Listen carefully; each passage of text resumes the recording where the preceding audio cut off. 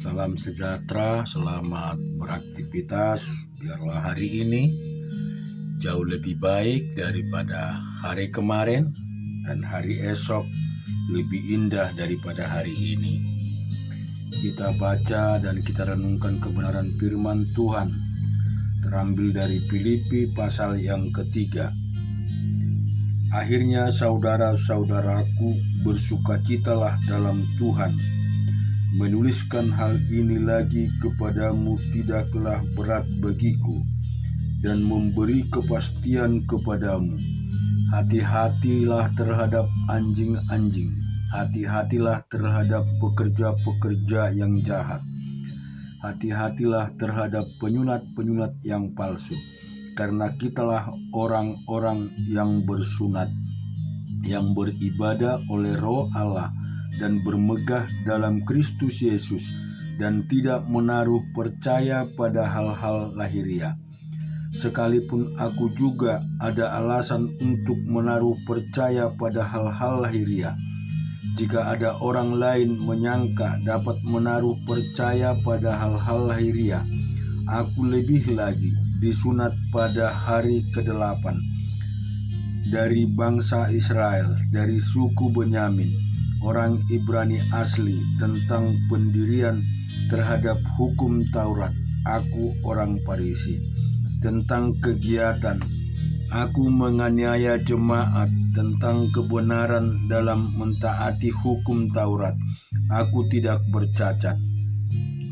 Tetapi apa yang dahulu merupakan keuntungan bagiku, sekarang kuanggap rugi karena Kristus.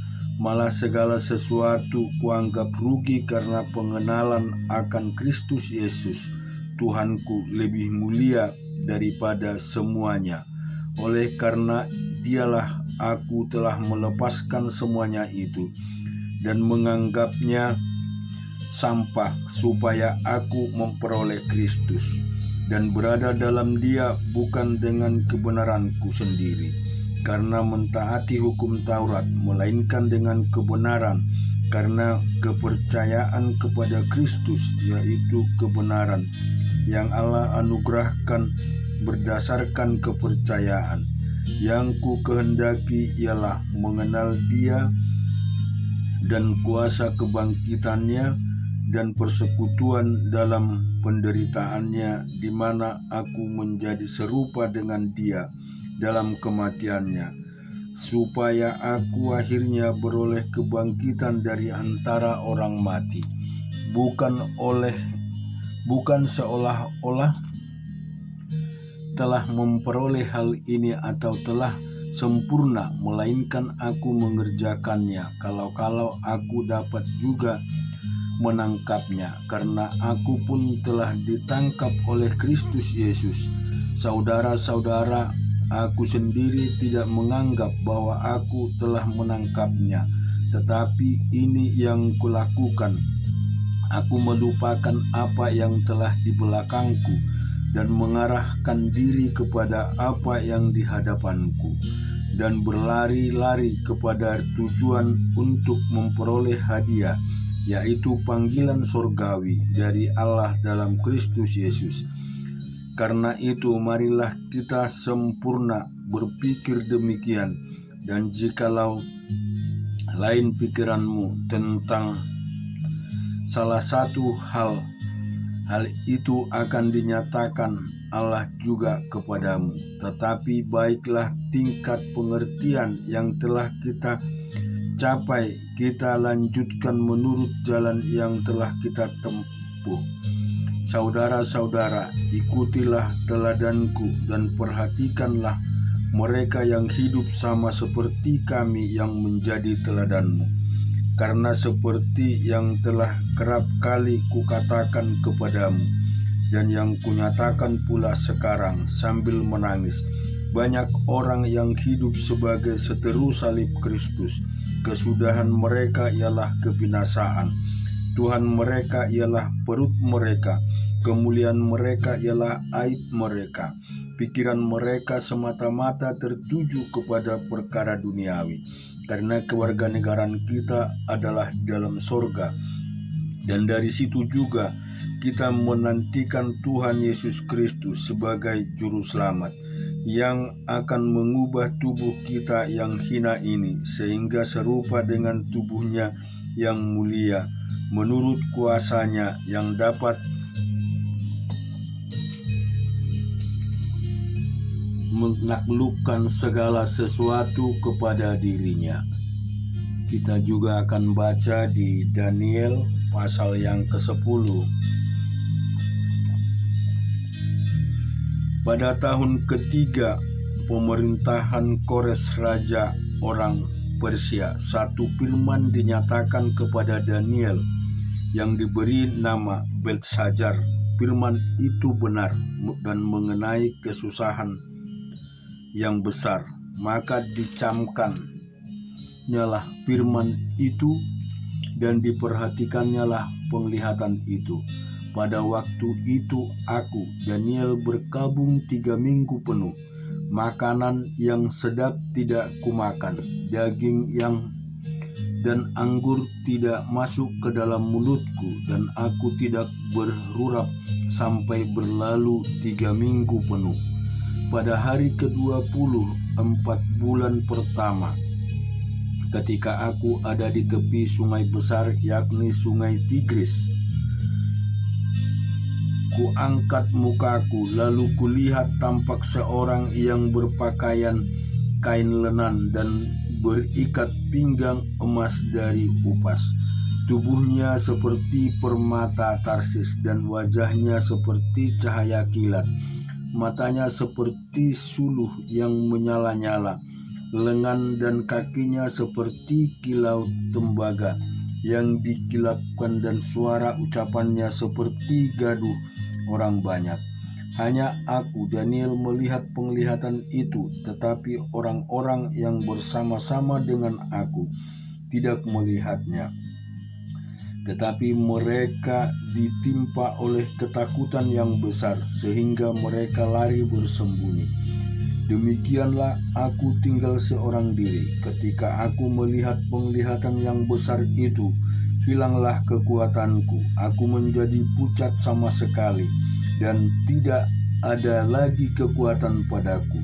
Lalu kudengar suara ucapannya, dan ketika aku mendengar suara ucapannya itu, jatuh pingsanlah aku tertelungkup dengan mukaku ke tanah.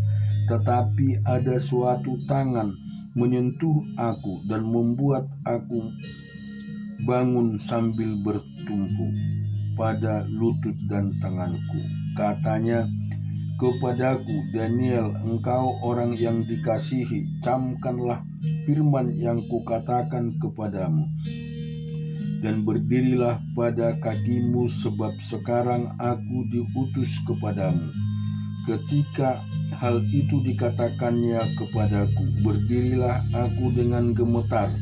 Lalu katanya kepadaku, janganlah takut, Daniel, sebab telah didengar perkataanmu. Sejak dari pertama engkau berniat untuk mendapat pengertian dan untuk merendahkan dirimu di hadapan Allahmu, dan aku datang oleh karena perkataanmu itu. Pemimpin kerajaan orang Persia berdiri 21 hari lamanya menentang aku. Tetapi kemudian Mikael, salah seorang dari pemimpin-pemimpin terkemuka, datang menolong aku, dan aku meninggalkan dia di sana berhadapan dengan raja-raja orang Persia. Lalu aku datang untuk membuat engkau mengerti apa yang akan terjadi pada bangsamu pada hari-hari yang terakhir, sebab penglihatan ini juga mengenai hari-hari itu. Ketika dikatakan hal ini kepadaku, kutundukkan mukaku ke tanah dan aku terkeluh. Tetapi sesuatu yang menyerupai manusia menyentuh bibirku. Lalu kubuka mulutku dan mulai berbicara.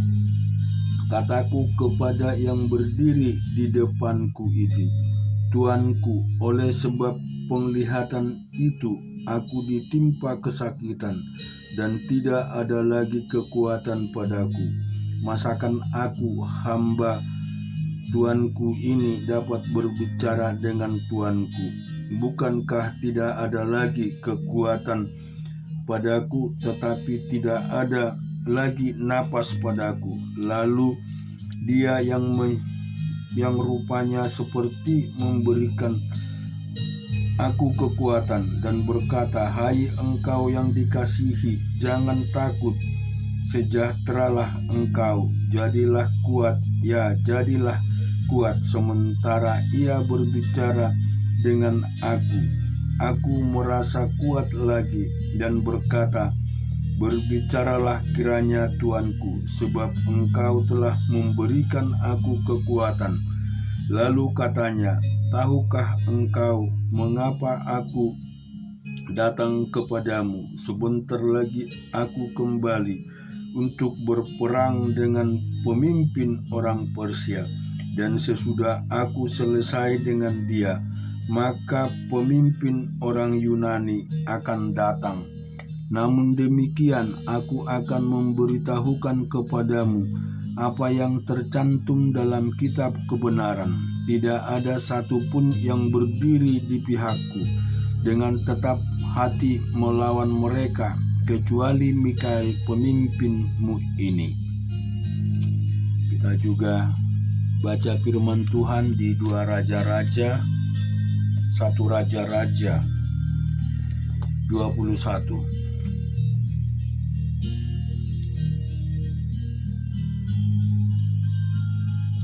Satu Raja-Raja 8 ayat yang ke-26.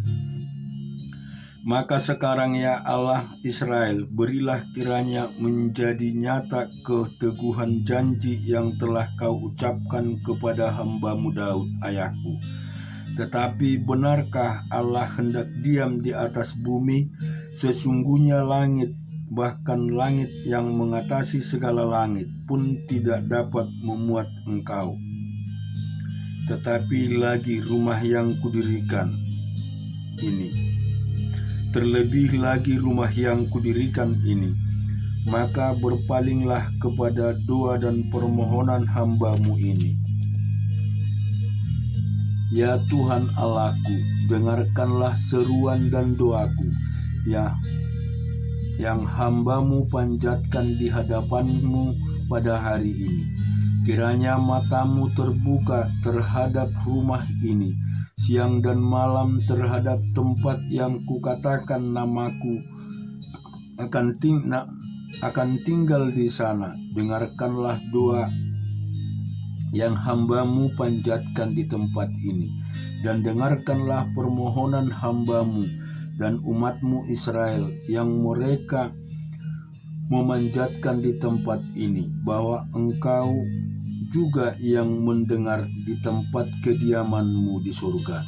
Dan apabila Engkau mendengar, maka Engkau akan mengampuni. Jika seorang telah berdosa kepada temannya, lalu diwajibkan mengangkat sumpah dengan mengutuk dirinya, dan dia datang bersumpah ke depan mezbah-Mu di dalam rumah ini, maka Engkau pun kiranya mendengarkannya di sorga dan bertindak serta mengadili hamba-hamba-Mu, yakni menyatakan bersalah orang yang bersalah dengan menangguhkan perbuatannya kepada orang itu sendiri, tetapi menyatakan benar orang yang benar dengan memberi pembalasan kepadanya yang sesuai dengan kebenarannya. Apabila umat-Mu Israel terpukul kalah oleh musuhnya karena mereka berdosa kepadamu, kemudian mereka berbalik kepadamu dan mengakui nama-Mu, dan mereka berdosa dan memohon kepadamu di rumah ini, maka Engkau pun kiranya mendengarkannya di sorga dan mengampuni dosa umat-Mu Israel, dan mengembalikan mereka ke tanah yang telah Kuberikan kepada nenek moyang mereka. Apabila langit tertutup sehingga tidak ada hujan sebab mereka berdosa kepadamu, lalu mereka berdoa di tempat ini dan mengakui nama-Mu, dan mereka berbalik dari dosanya sebab engkau telah menindas mereka. Maka engkau pun kiranya mendengarkannya dan di sorga mengampuni dosa hamba-hambamu, umatmu Israel. Karena engkaulah yang menunjukkan kepada mereka jalan yang baik yang harus mereka ikuti, dan engkau kiranya memberikan hujan kepada tanahmu yang telah kau berikan kepada umatmu menjadi milik pusaka.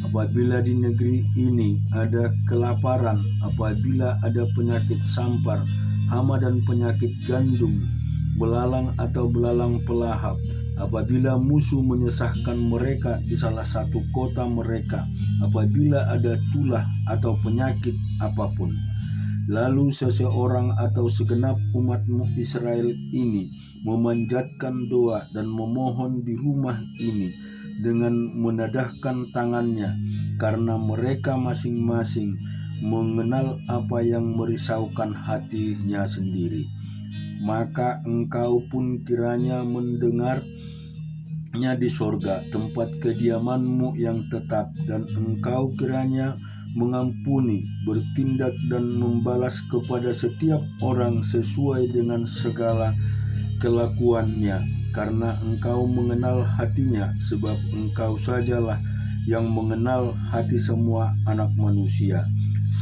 supaya mereka takut akan engkau selama mereka hidup di atas tanah yang telah kuberikan kepada nenek moyang kami. Juga apabila seorang asing yang tidak termasuk umatmu Israel datang dari negeri jauh oleh karena namamu, sebab orang akan mendengar tentang namamu yang besar dan tentang tanganmu yang kuat dan lenganmu yang teracung, dan ia datang berdoa di rumah ini, maka engkau pun kiranya mendengarkannya di surga, tempat kediamanmu yang tetap, dan engkau kiranya bertindak sesuai dengan segala yang diserukan kepadamu oleh orang asing itu, supaya segala bangsa di bumi mengenal namamu, sehingga mereka takut akan engkau sama seperti umatmu Israel, dan sehingga mereka tahu bahwa namamu telah diserukan atas rumah yang telah kudirikan ini. Apabila umatmu keluar untuk berperang melawan musuhnya, ke arah manapun engkau menyuruh mereka, dan apabila mereka berdoa kepada Tuhan dengan berkiblat ke kota yang telah kau pilih dan ke rumah yang telah kau dirikan bagi namamu, maka engkau kiranya mendengarkan di sorga dan ada permohonan mereka, dan engkau kiranya memberikan keadilan kepada mereka apabila mereka berdosa kepadamu, karena tidak ada manusia yang tidak berdosa, dan engkau murka kepada mereka dan menyerahkan mereka kepada musuh, sehingga mereka diangkut tertawan ke negeri musuh yang jauh atau yang dekat.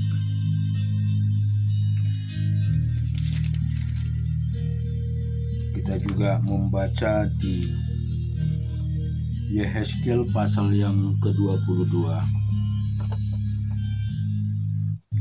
Datanglah firman Tuhan kepadaku, hai engkau anak manusia, maukah engkau menjatuhkan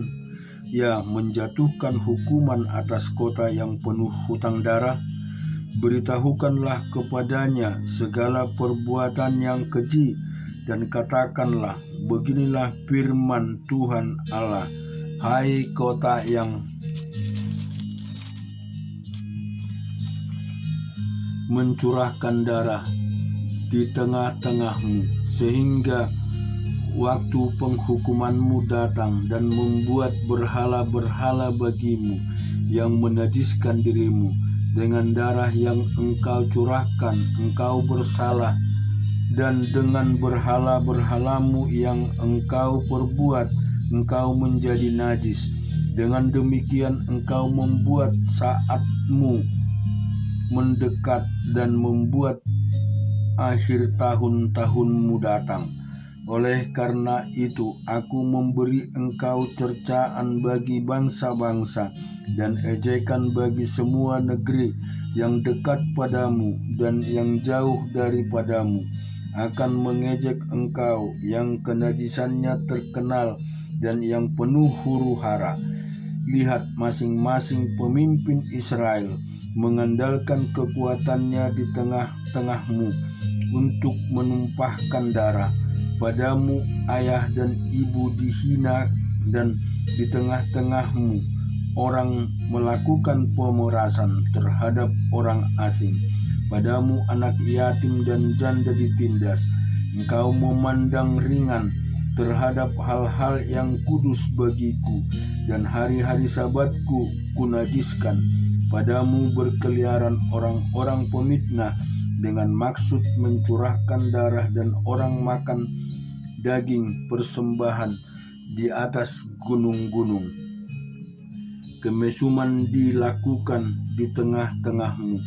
Padamu orang menyingkapkan aurat istri ayahnya dan memperkosa perempuan pada waktu cemar kainnya yang menajiskan.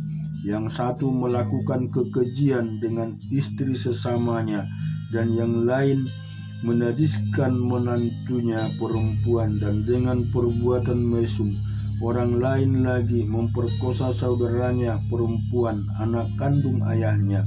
Padamu orang menerima suap untuk mencurahkan darah. Engkau memungut bunga uang atau mengambil riba dan merugikan sesamamu dengan pemerasan, tetapi aku akan lupakan. Demikian firman Tuhan Allah.